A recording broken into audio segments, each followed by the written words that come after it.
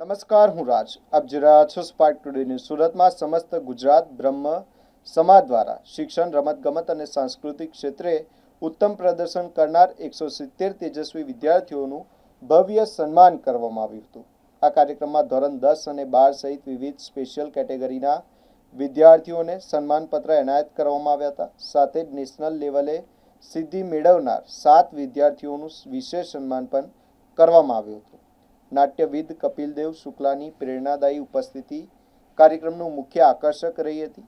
કાર્યક્રમમાં 450થી વધુ બ્રહ્મ સમાજના સભ્યો ઉપસ્થિત રહ્યા હતા. આ કાર્યક્રમનો મુખ્ય હેતુ વિદ્યાર્થીઓને પ્રોત્સાહન આપવાનો અને સમાજમાં શિક્ષણ પ્રત્યે જાગૃતિ લાવવાનો રહ્યો હતો. મારું નામ જયદીપ ઘનશ્યામ ત્રિવેદી, પ્રમુખ શ્રી સમસ્ત ગુજરાત બ્રહ્મ સમાજ સુરત અને ગુજરાત પ્રદેશ સંગઠન મંત્રી. વિદ્યાર્થી સન્માન સમારોહ કાર્યક્રમ રાખવાનો મુખ્ય ઉદ્દેશ્ય શું છે? આ કેટલા વિદ્યાર્થીઓને સન્માન કરાયું છે?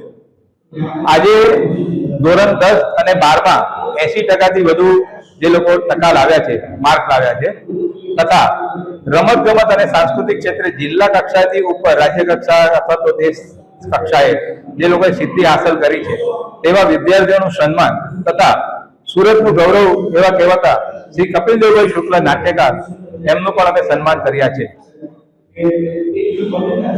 અચ્છા, આજે કેટલા વિદ્યાર્થીઓનું સન્માન અને શા માટે કરવામાં આવ્યું? આજ રોજ 170 વિદ્યાર્થીઓનું સન્માન થઈ રહ્યું છે.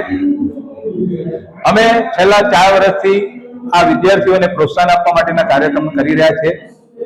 નબળા વિદ્યાર્થીઓને ભણાવીએ છીએ અને હોશિયાર વિદ્યાર્થીઓનું સન્માન કરીએ છીએ.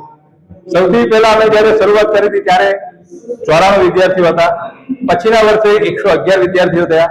એના પછીના વર્ષે 122 વિદ્યાર્થી થયા અને આ વર્ષે 170 વિદ્યાર્થીઓ અમે સન્માન કરીએ છીએ. આ સન્માન કરવાનો હેતુ એટલો જ છે કે આજે સમાજ સુરત શહેર એ વિવિધ વિસ્તારથી આવેલા લોકોનો પ્રદેશ છે. બધા પ્રદેશના લોકો અહીં રહે છે. એટલે બ્રાહ્મણથી બ્રાહ્મણ વિદ્યાર્થીઓ મળે, એકબીજાનો પરિચય થાય, તે મુખ્ય હેતુ છે. પ્લસ સમાજના સારા લોકોને અમે સંગઠન જોડીએ અને સમાજની ઉન્નતિ પ્રગતિમાં એ લોકોનું માર્ગદર્શન મળતું રહે એ માટે અમે આ કાર્યક્રમ કરતા રહ્યા છીએ.